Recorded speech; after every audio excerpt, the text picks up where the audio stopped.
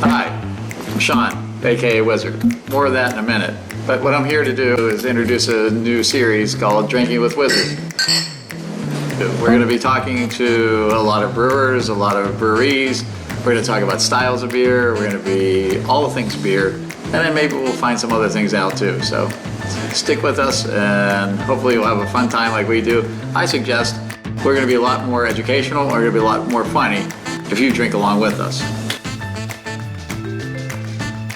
Why do they call you Wizard?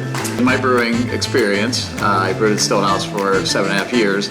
Many years ago while I was at Stillhouse, one of the beer tenders looked out through the glass to see the brewing system, and she saw me up on the ladder with the staff or the mash paddle, which she assumed looked like a staff, and I had my hair down that day. I was looking pretty wafty there. So, and she just looked out and she said, "Look at Sean, he looks like a wizard."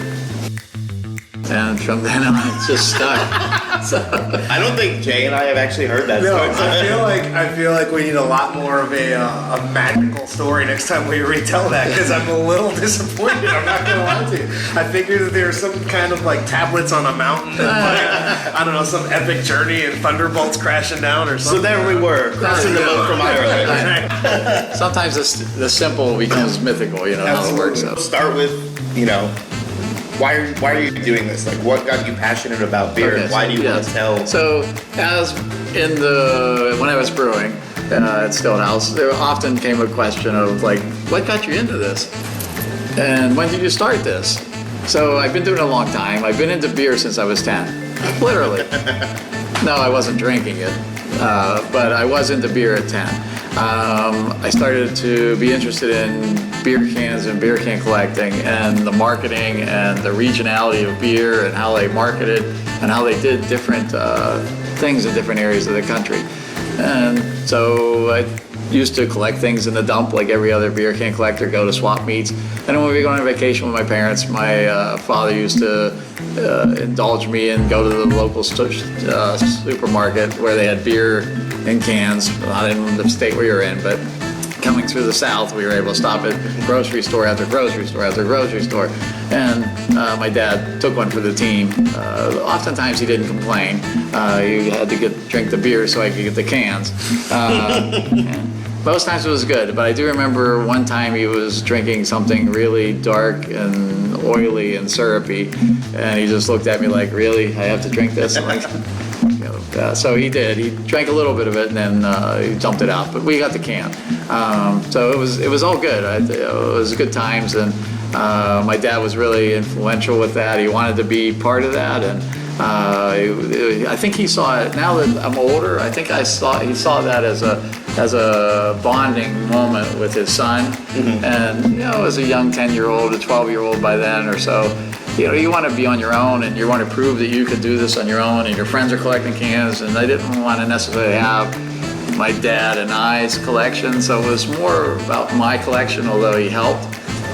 And so thinking back on it as an adult, I think that my father was really trying to do one of those bonding moments with me, and I feel a little guilty that I didn't really let him in at the time, but hey, as a 10 or 12-year-old, you're not thinking that way. Yeah, but as I became an adult, I realized that my dad was trying to be a solid. So I don't think there's a lot of 10 or 12-year-olds with the benefit of hindsight out there, so don't hold yourself too hard. So here's to Tom McHugh. He was really a great guy, a great father, and I appreciated everything he did for me. So talk about some of the beers that you really made over the last 7 years being the head brewer at Stillhouse. I'm going to tell you right on the spot 4 to talk about. So what were some of the most fun beers that you're proud of and that you had fun making? Well, there's over the years, it's hundreds and hundreds of beers, so it's been a really great experience that way, and it's been fun with all the beers. They're all your children. But you can't say one's better than the other. But if I was to pick, I mean, I'm Wizard, so Wizard's Wheat has to be one of them. Peppered wheat beer. It's not all that spicy. It's got poblanos and roasted poblanos and serranos, so it gives a green freshness to the pepper, but just a slight bit of heat. So, and it's really, really, really a clean drinking beer. So that one is obviously one of my faves. And we seem to be at Stillhouse. We were really, really good at pepper beers. A lot of breweries are mystified by how to put peppers in beers, but we dialed in on it. We almost tried not to make too many more because we don't want to become the pepper brewery of the country, but we are good at it. Another good one for that is the jalapeno cornbread. Hell yeah. Hell yeah. Which was the first beer, by the way, that when I ordered it and they dropped a slice of jalapeno in it, course. I almost gave it back. Yeah. I didn't know what to do with it until I drank it. So No, it made sense. cheers to that. Cheers to that. Well, Oh, we said cheers. cheers. Cheers to you. So talk about the hell yeah. So Hell Yeah actually is a brew that, this is a funny story. When there were a couple owners of Stillhouse, when Sean was the brewer and I was assisting him, one of the other owners, Sam, suggested that we do a lager beer. And then Sean was opposed to doing just a regular lager. He's like, we're a craft brewery, we don't need to be doing lager beers. Oh, I digress to the good old days. And then, inside. But, so Sean said, okay, he finally gave in and said, okay, I'll make you a lager. I can do whatever I want with it. And Sam said, whatever, just get me a lager that we can put out for customers. So Sean wrote a recipe that was as far away from a lager as you could ever get. I I mean, think we're all laughing so hard because we all know and love Sean this so is much. this is a crazy beer. I mean, it's a jalapeno cornbread lager. It's got corn, it's got jalapenos, it's got honey, it's got a lot going on. And if if you were to take a beer and you went to Publix and got the honey jalapeno cornbread and you put them side by side, oftentimes they taste almost exactly alike. And then Sean's a big Dave Matthews band fan, so the name came from a little bit of cornbread, a little bit of Hell Yeah. So that was a little Dave Matthews tribute there to Dave. Hey, if we who could doesn't play your like music, that'd be fantastic. Exactly. So that's that one. And then obviously Sam was a little bit upset by that beer because it didn't taste anything like a lager, and he was threatening to tell Sean to dump it out. And then they walked out of the office, and then Sean looked back and said, Sam, count how many peppers are on beer rims right now. And he said, 10. And then there was like 12 people in the bar. He said, point taken. So, Yeah. so then Hell Yeah stuck. So yeah, that's another great pepper beer. One of the other pepper beers that's really, really near and dear to my heart is Ring of Fire. It's a Trinidad Scorpion, mango honey Trinidad Scorpion, and it's a really good beer. The reason that came about was one of the local dudes that came into Stillhouse. Paul, we call him Pepper Paul. Pepper Paul. Pepper Paul. Pepper Paul. He brought a bunch of Trinidad Scorpion peppers in a big giant bag. He goes, what would you do with these, Wizard? I'm like, I'm going to make a damn beer out of that. That's what I'm going to do. We'll make a damn And the timing was good because another couple brought in 40 or 50 really, really juicy mangoes. And mangoes, peppers, it's all working in my head. I'm thinking, okay, this is going to be great. And I put them together with some honey. And Trinidad Scorpion, if you don't know, is the second hottest pepper in the world. And it's really, really, really, really spicy. So it's tough to work with. But we made a really, really great beer from that. Yeah, that sounds amazing. And You mentioned a couple pepper beers. Right. What was the other one that you were thinking of? Well, one that's really near and dear to my heart is Buzzed Off. It's a really great double IPA. It's made with a ton of orange blossom honey, which gives it a unique Florida character, and there's a really, really lot of hops in it. It's 113 bitterness units, but the honey kind of offsets it, so it's always balanced as most of the beers that I make and that Stillhouse makes. They're very balanced. There's a yin, there's a yang. And this is about normally a 10.5% ABV. Don't drink more than 2. Or 4.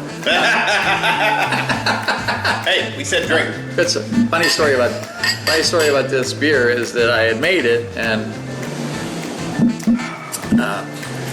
and it came out on taps, and then I was out making something else, and then Sean came out to me and said, "Hey, there's a couple ladies in there that are really digging the the Buzzed Off. At the time it was named Double Bee Sting, which we'll get to in a second. But, so like, oh, that's great. Yeah, they said it's a really nice light summer beer. I'm like, did you tell them it was a double IPA? It was like 10 because I didn't have the heart. After they told me they had 4 each, I was like, I had to walk away. Yeah, I think they found out. They're walking home on Yeah, their exactly. hands. Yeah, exactly. And then, Beer almost came out of my nose. I want you all to know that. Like, and then the other cool thing about Buzzed Off, which I like about it, is again, it was called Double Bee Sting at the time, and it actually got that within 6 weeks it got 2 cease and desists on it because of the clip art and the name itself. There was a brewery in Ohio that probably made some kind of bee sting, and it was a pale ale maybe. But so they sent us, like, how do they even know about it? You're in Ohio, how do you even know about us in Little Palm Harbor? And then I think Georgia Tech sent us one because it looked too much like the Georgia Tech Yellow Jacket. So, so 2 cease and desist. So pretty cool beer. So that's then how you know you're doing it right. So then we just called it Buzzed Off, which you can probably get that there's an underlying meaning of go mess with yourself. Hush yourself up. But it's also a cool name for Censor for any children who are watching. So those are probably and then of course if you want to, I mean, Yammy Yam is good. There's a bunch of other beers that we do seasonally and everything else. So that Santa's one, nuts. that one those kind of fall more into that gimmicky kind of category. Not to take anything away from the liquid, obviously, but they've got a little bit more pump and Body, circumstance Yes, for sure. around them. For sure. Well, they're holiday Festivus and Craft Festivus. So there's a lot of holiday fun beers that I've made that are really, really, really cool, and people seem to We're going like. to do a whole segment on that. We're going to tour the county, surrounding counties. For the We're holiday gonna find specials. holiday specials. Yeah. I love it. That's going to be like episode 50, so I hope you really are watching. The other benefit of the experience in bringing Wizard to you guys direct in the home is featuring some of the local breweries that we're so fortunate enough to be surrounded by in this area, like Dunedin Brewery, who is super cool to sponsor our podcast for the day today and let us film today here in the Blue Room. Wizard, what does a brewery like Dunedin mean to you, and why did we pick this one for our first spot? It's a good question. Dunedin Brewery means a lot to the state of Florida, to brewing in general, and to me personally. So let's say this, that first and foremost, Dunedin Brewery was the first craft brewery in the state of Florida. In 1995 they opened, and they've really forged a way for other breweries to come on and be successful after that. I think Tampa Bay Brewing came on shortly after, so between the two of them, they kept craft beer alive and kicking and moving forward and building when everybody was drinking mass-produced beer in Florida. Most of the country thinks of Florida at the time was just drinking mass-produced Anheuser-Busch and other products like that. Then there was Dunedin Brewery chugging along, making it real, and then Tampa Bay Brewing, the same thing. So they brought craft beer to the region and hung on until these other breweries, and now we have a plethora of breweries that are all successful because of the heavy lifting that they did years and years ago. 1995, that's 25, 27 years ago. So Dunedin Brewery means something to me because when I moved to Florida 15 odd years ago, I was living in West Chase, Town and Country area, and went to a local pub, and at that time there was nothing much going on over there. And at least I went to a pub and they had some decent beers on tap, and they had these bottles, and I'm like, what's that bottle? And it was a peach apricot ale. Like, that is crazy. Let me have one of those. And that is Dunedin Brewery, old school brew. And I tasted it, and it was like, I'm used to pale ales and browns and everything up north, and all of a sudden this beer had flavor, it had fruit, it had character, something different that I'd never tasted before, and I was just like blown away by it. And so I had to find where this brewery was, and drove over, Googled it, and drove over, and Right out those MapQuest directions. and found a crazy little place that had this same beer on, and a Great Red and a Piper's Pale and a few other beers that were also equally good. And they had such a great vibe, and there was a music scene here, and there was community, and it was so cool. And then the whole community itself of Dunedin was amazing to me. And within, coming over here 2-3 times every week, over a month's time, I'm like, I gotta move. I can't be in town and country. No offense to town and country. It's much cooler now than it was then, but this was where it was at. So I had to be here, and I've been in Dunedin ever since. So the cool part of it is, what I'm saying is that to me, and to probably you and to other people, breweries have a bigger influence, sphere of influence than just creating a beer. It's an atmosphere, it's a community. Now when we were at Stillhouse, it was almost like cheers for us. It was everyone. There are no strangers. There's only friends we haven't met yet. It was written on the cooler, and it was really about being friends with everybody and being welcoming. So that was the cool part of Stillhouse, and that's the cool part of the brewery culture. Coming here and talking to people about beer and their life. You learn so much. I learned so much about people, so much about life, just talking to people, shooting the breeze and having a beer.